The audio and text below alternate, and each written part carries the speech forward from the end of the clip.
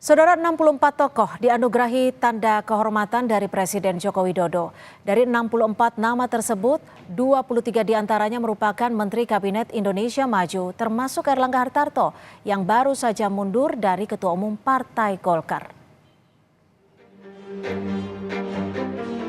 Di tengah isu reshuffle Kabinet Indonesia Maju dan mundurnya Ketua Umum Partai Golkar, Presiden Joko Widodo menganugerahi tanda jasa dan tanda kehormatan kepada 64 tokoh.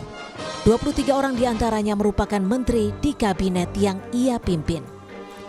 Erlangga Hartarto yang baru saja mundur sebagai Ketua Umum Partai Golkar mendapatkan anugerah Bintang Republik Indonesia Utama. Sementara Surya Paloh yang merupakan Ketua Umum Partai Nasdem mendapatkan medali kepeloporan. Ada pula Menteri Investasi Bahlil Lahadalia dan Menteri ESDM Arifin Tasrif, Menteri Perindustrian Agus Gumiwang Kartasasmita yang mendapatkan Bintang Mahaputra Adi Pradana. Anugerah Tanda Kehormatan RI kepada 64 tokoh ini bersamaan dengan isu reshuffle kabinet yang mengemuka sejak beberapa pekan terakhir. Bahkan, isu ini semakin menguat sejak mundurnya Erlangga Hartarto dari posisi Ketua Umum Partai Golkar. Beredar rumor ada 4 menteri yang bakal terkena reshuffle, yakni Menteri Hukum dan HAM Yasona Laoly, Menteri Lingkungan Hidup dan Kehutanan Siti Nurbaya Bakar, Menteri Energi dan Sumber Daya Mineral Arifin Tasrif, dan Menteri Investasi Bahlil Lahadalia. Dari 4 nama tersebut diisukan akan ada yang diganti dan ada yang digeser posisinya. Menanggapi isu reshuffle terhadap Menteri LHK Siti Nurbaya Bakar yang merupakan kader Partai Nasdem, Surya Paloh bilang jika Presiden memiliki hak prerogatif untuk melakukan reshuffle kabinet. Presiden mempunyai hak prerogatif untuk itu. Apapun yang beliau akan lakukan, itu memang hak yang melekat, prerogatif yang dia miliki.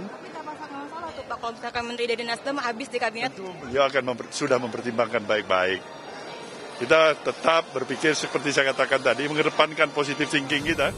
Hal serupa juga disampaikan Sekjen PD Perjuangan Hasto Kristianto saat menanggapi beredarnya isu reshuffle terhadap Menteri Hukum dan HAM yang juga kader PDIP Yasona Laoly. Ya, kita menghormati hak prerogatif dari Presiden itu. Sejak awal kita kan nggak pernah neko-neko. Ketika kami menghantarkan jadi Presiden, apakah kemudian kami minta seluruh menteri? Kan juga tidak. Kami bisa bekerja sama dengan partai politik. Kami nggak pernah melakukan tekanan-tekanan, tidak pernah ada dendam ya terhadap masa lalu. Kami menatap masa depan. Di akhir masa tugasnya, Presiden Jokowi kembali mengirim sinyal soal reshuffle meski tidak menjawab pasti kapan akan dilakukan. Ada? Ya kalau diperlukan. jadi sudah ada keperluan. Kalau diperlukan. Saya kan udah ngomong dari dulu kalau diperlukan. Saya masih punya hak prerogatif itu. Saat ini diperlukan. Sinyal reshuffle atau penggantian menteri di Kabinet Indonesia Maju menguat kembali setelah dinamika politik Pilkada serentak 2024. Padahal masa pemerintahan Jokowi hanya tersisa 2 bulan lagi yang akan berakhir pada 20 Oktober 2024. Tim Liputan Kompas TV. Di tengah kabar rencana penambahan anggota Koalisi Indonesia Maju, Ketua Umum Nasdem Surya Paloh menemui Prabowo Subianto di Kertanegara sore ini. Paloh tiba di kediaman Prabowo setengah 5 sore. Ini adalah pertemuan Paloh dan Prabowo kedua kalinya setelah kontestasi Pilpres. Informasi yang kami dapatkan tak hanya Ketua Umum Nasdem yang bertemu Prabowo Subianto hari ini. 2 parpol di luar Koalisi Indonesia Maju juga akan bertemu Prabowo di kediamannya.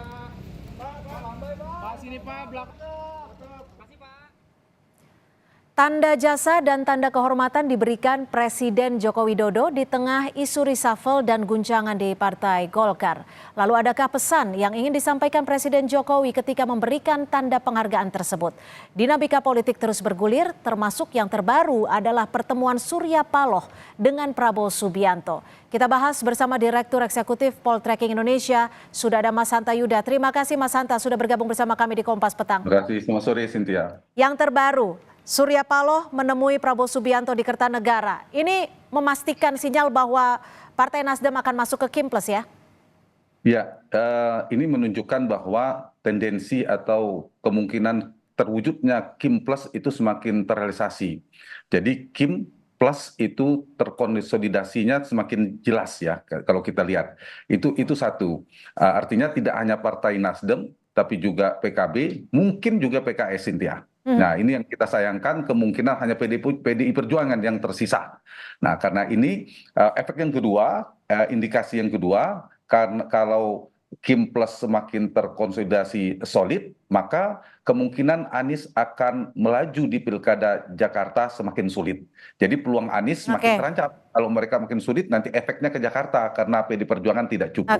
Yang kedua, saya kira ini juga bisa dilihat sebagai ini ya, efek partai kalau bicara teknis pasti mereka mengatakan ingin mengundang pembukaan kongres, dan sebagainya. Partai juga punya keperluan nih. Karena kekuasaan sedang dipegang oleh Pak Jokowi dan Pak Prabowo, maka ada suksesi partai. Mereka harus mengamankan posisi partai agar tidak diganggu posisi politiknya.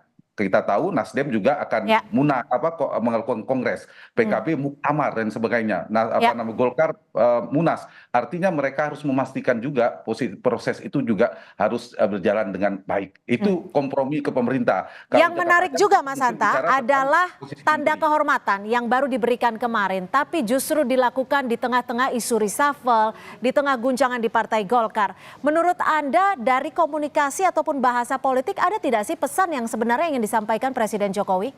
Kalau tersurat ini tidak ada yang aneh, karena tanda kehormatan itu setiap tahun diberikan jelang kemerdekaan oleh seorang kepala negara, presiden sebagai kepala negara. Tuh juga ini saya kira juga nama-nama yang disebutkan pasti ada alasan sudah penilaian. Namun yang menarik agak menjadi catatan kita tentunya nama-nama yang disebutkan. Ada beberapa nama yang menarik, beberapa menteri PD Perjuangan, kemudian ada Andika Prakasa, ada Pak Surya Paloh, ada Pak Erlangga Hartarto. Kalau dikatakan karena mereka menteri, tapi kan tidak semua menteri. Kalau dikatakan mereka mantan Panglima TNI, tetapi semua Panglima TNI dapatkan ini. Karena itu saya membaca ini tersiratnya ada semacam politik akomodatif, politik untuk menghibur kembali beberapa ada terpaan politik, ada benturan politik misalnya dengan Pak Surya Paloh sebelumnya, kemudian ada belakangan Pak Erlangga di Golkar yang dikait-kaitkan. Nah, ada semacam politik akomodatif yang bisa kita baca dari yang dilakukan oleh Pak Jokowi. Satu, Jokowi ingin menunjukkan, membangun citra kepada publik bahwa beliau seorang negarawan.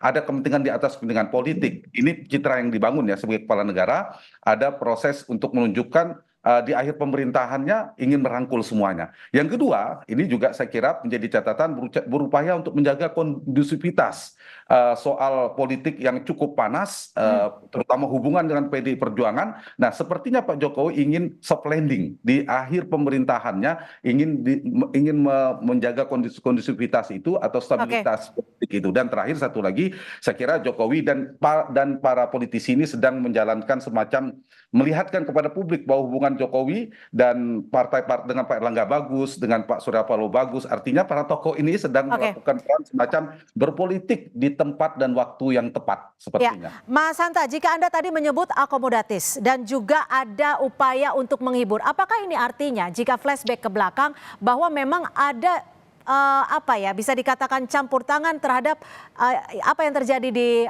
tubuh Partai Golkar?